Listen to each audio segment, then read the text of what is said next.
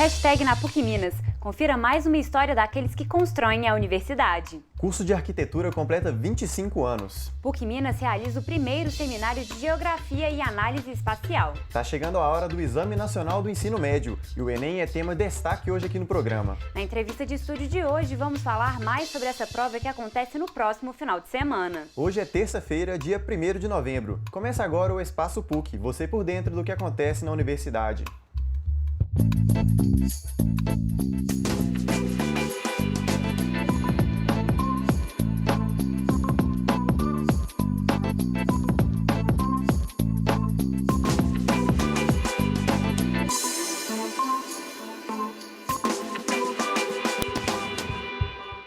Olá, boa tarde. Terça-feira aqui no programa você fica por dentro da história das pessoas que cotidianamente constroem a nossa universidade. Pois é, Giovana. E hoje a gente vai conhecer no na PUC Minas um pouco mais da história do professor Aloysio Eustáquio. Dá só uma olhada.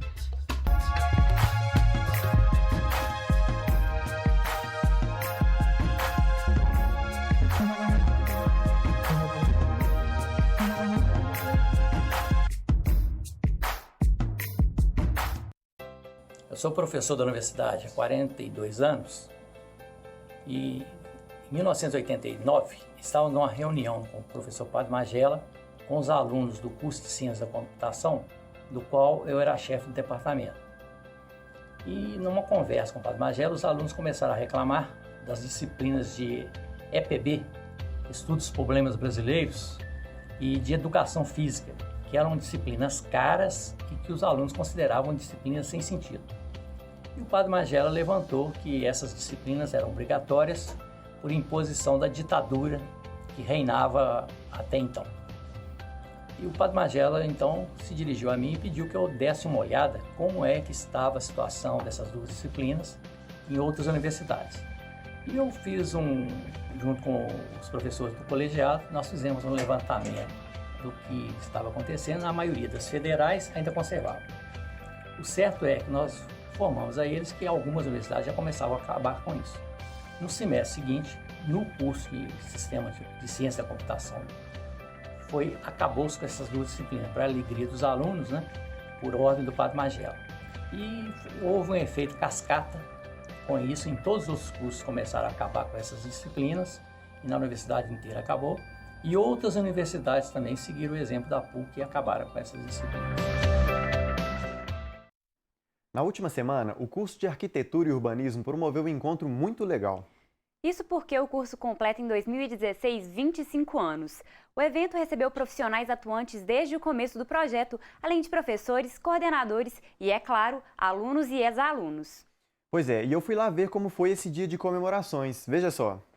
O curso de Arquitetura e Urbanismo da PUC Minas completa 25 anos em 2016. Para celebrar a data, a faculdade promoveu um momento muito especial, reunindo pessoas importantes na construção da sua história, como alunos, professores e coordenadores. O professor Cláudio Bahia, primeiro coordenador do curso, participou do momento de celebração e comentou a evolução dos conteúdos ao longo desses 25 anos. Tive a oportunidade de trabalhar na formulação do projeto, depois na implantação do projeto, e na consolidação da escola. A gente procura trabalhar com os alunos, ter uma capacidade crítica, exercitar a capacidade crítica, capacidade criativa, mas não no sentido artístico das palavras. Você exercitar a capacidade crítica é essa situação de que o aluno tenha condição de desenvolver de se posicionar criticamente às questões de uma sociedade que ele está inserido e que ele vai prestar serviço. Maria Elisa Batista, que também é professora de Arquitetura e Urbanismo, celebrou não só os 25 anos do curso, mas toda a relação criada entre seus alunos e a profissão. Esse momento para a gente é um momento de muita alegria, porque 25 anos não é pouca coisa, O curso nasceu aqui, passou por várias modificações ao longo desses 25 anos, mas manteve sempre, eu acho, o espírito que norteou desde o começo, que é um espírito de solidariedade, de contato com as comunidades, de troca entre os professores, entre os alunos, Alice é ex-aluna do curso e Vinícius está prestes a se formar.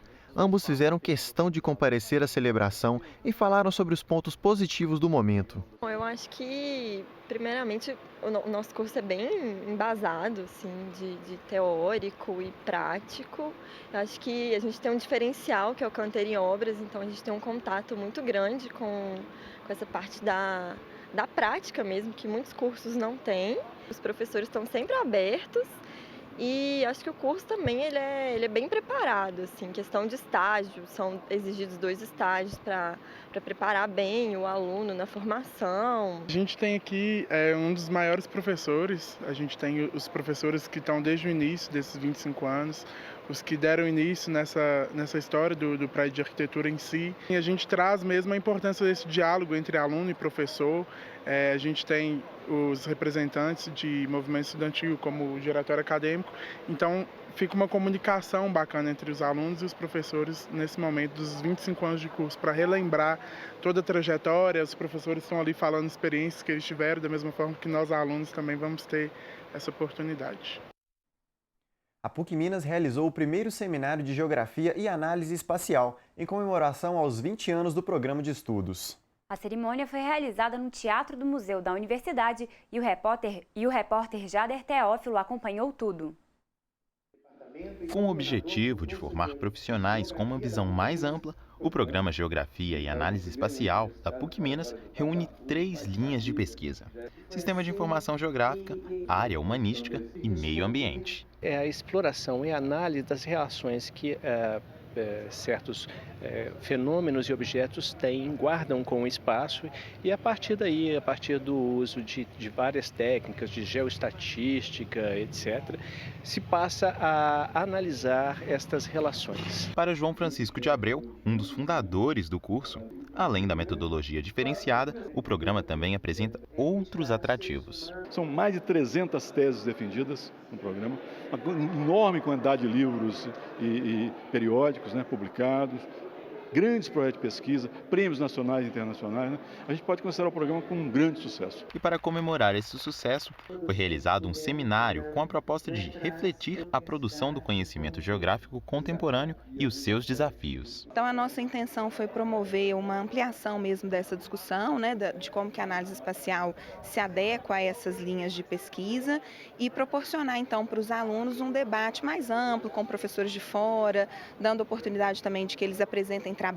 Então, nós estruturamos o seminário de modo a ter mesas redondas e sessões de apresentação de trabalho para que os alunos possam tanto aprender com professores que vêm de fora, quanto também ter a oportunidade de apresentar os trabalhos que eles mesmos têm realizado. Para o desenvolvimento do curso, a universidade conta com uma importante parceria com a Prodabel, o portal da Prefeitura Municipal de Belo Horizonte. Junto com a universidade, a gente pode fornecer dados para o trabalho dos estudantes, assim como usufruir do resultado do trabalho deles na nossa atividade, melhorando as ações da Prefeitura em relação à cidade e aos movimentos, o que anda acontecendo. Os alunos têm no seminário uma importante oportunidade de ampliar a capacidade técnica e científica do mercado geográfico. Tem contribuído bastante para a produção acadêmica e científica, como uma das principais universidades de Minas Gerais no ramo da geografia.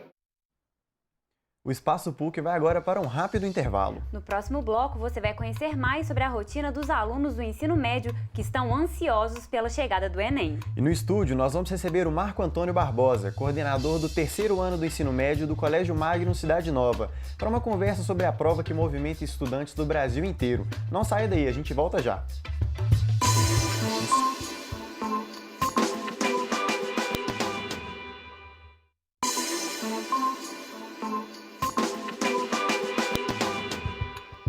O Espaço PUC está de volta. No próximo fim de semana, estudantes do Brasil inteiro vão fazer a prova mais aguardada do ano por muitos. É o Enem. Pois é, Giovana, mas além dos alunos, há uma preocupação grande dos colégios e cursinhos em oferecer a melhor preparação para essa prova. Pois é, Lucas, e eu visitei um desses colégios de BH para mostrar o que eles têm feito por lá. Conversei também com os alunos para saber o que eles acham dessa prova. Olha só. O Exame Nacional do Ensino Médio foi criado em 1999, mas começou a ser utilizado como uma das etapas dos vestibulares federais em 2009. Hoje, o Enem é uma das principais plataformas de ingresso na universidade. Por isso, as escolas têm adotado novas estratégias de ensino. Durante todo o ano, nós temos uma monitoria de redação, que a redação é importantíssima, a nota de redação no Enem. Então, tem a monitoria durante todo o ano. Essas atividades como aulão, aula de retrospectiva 2016, desse ano, que foi 2016, aulões interdisciplinares, todas essas estratégias são para que os alunos possam chegar não só serem bons alunos, mas também saberem fazer uma boa prova. O Enem atualmente mudou realmente esse foco, não se atém só à questão interpretativa, analítica, mas também conteudista. Nós acreditamos que essas aulas são super importantes porque elas abordam conteúdo revisional do primeiro e do segundo ano e são feitas em módulos, em temas também, e são feitas através de uma análise detalhada de toda a matéria, o que atrai muito a atenção dos alunos. Então, a gente considera isso muito importante, porque nessa fase final, não adianta o aluno achar que ele sozinho vai conseguir rever e estudar toda a matéria. Nós acreditamos nessa base. O Enem é a prova mais aguardada por muitos estudantes e se preparar para ela não é nada fácil. Além de tempo, demanda muita dedicação. Hoje eu estou aqui com a Raquel, com o Gabriel e com a Bruna e eles estão se preparando para essa prova. A Raquel e o Gabriel estão no 3º ano e a Bruna está no 2º. Gente, como que tem sido esse processo de preparação para o Enem? Pois é, o Enem ele é uma prova muito complexa, ele é uma prova muito completa mesmo, né? Exige além do seu conhecimento, exige um esforço muito físico, exige sua habilidade emocional mesmo, de saber lidar com a situação e tal. Então, eu acho que ele é essa soma, sabe, de tudo. Aqui no colégio onde vocês estudam, vocês estão tendo aulões e esses tipos de atividades preparatórias nessa época que está mais próxima do Enem. Como que vocês avaliam esse tipo de atividade? Vocês acham que ajuda realmente?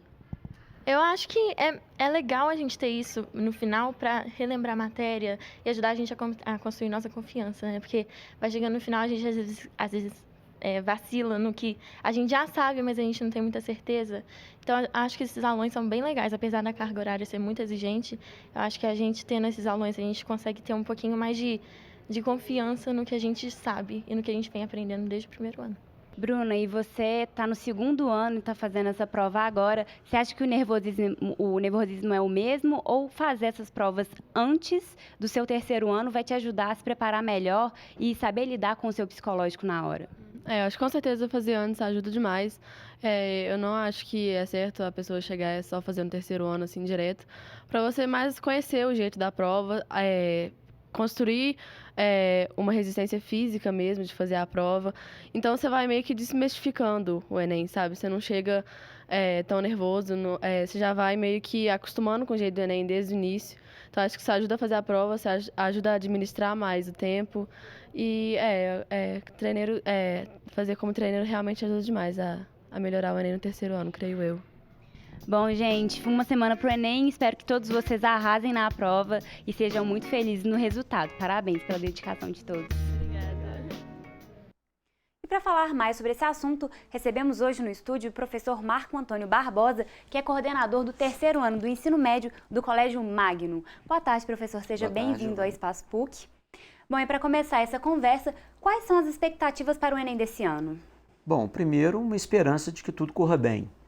A gente tem observado alguns movimentos que podem atrapalhar aí alguns estudantes, é compreensível, né?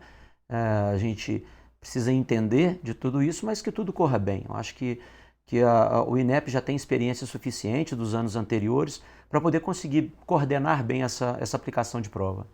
Professor, e para o aluno fazer uma boa redação é preciso que ele esteja sempre informado do que está acontecendo no mundo. Quais são as dicas que você dá? Bom, a prova de redação, ela sempre tem como temática, né, temas da atualidade. Né?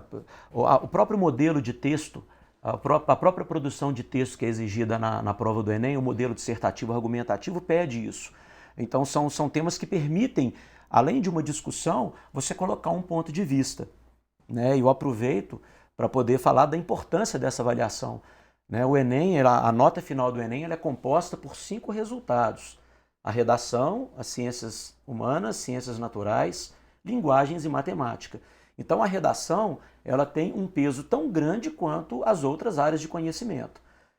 Portanto, uma atenção especial para essa prova, né? Eu considero que é uma boa estratégia, inclusive, começar por ela no segundo dia, né? Aproveitar que você está descansado, que é uma prova que vale 1000 pontos, né? E não é fácil produzir um texto dissertativo argumentativo. Então, uma atenção especial mesmo, o candidato precisa ter com essa avaliação.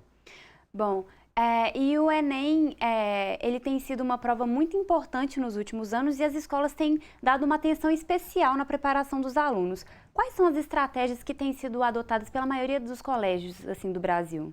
Bom, eu conheço muitas escolas, né, converso com coordenadores de muitas escolas.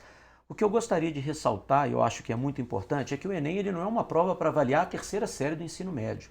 Ele é uma prova muito complexa, tem uma matriz de referência muito grande, né? São 30 habilidades de cada área de conhecimento. Então, portanto, o aluno vai ser exposto a uma avaliação que vai cobrar dele 120 habilidades diferentes, né, distribuídas nas 4 áreas, né, que eu havia dito. Então, é importante o aluno entender que a preparação ela acontece desde o primeiro dia que ele começa o ensino médio, na verdade, desde o primeiro dia que ele começa a educação básica. Então, ele vai encontrar nessa avaliação uma série de situações, problema, que ele certamente vivenciou na escola, né, ao trabalhar esses diferentes conteúdos durante todo esse curso, que é a educação básica, o ensino médio, né, e o ensino fundamental.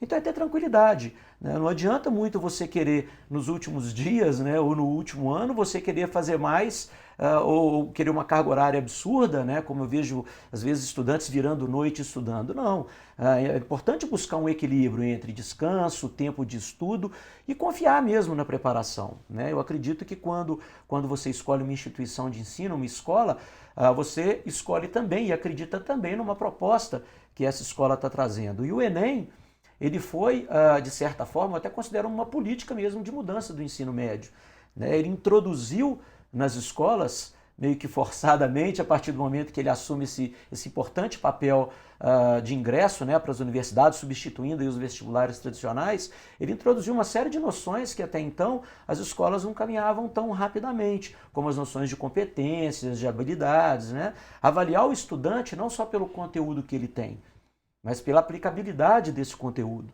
né? Então, eu acho que é acreditar. Você não faz isso de uma noite para um dia ou em uma semana de preparação.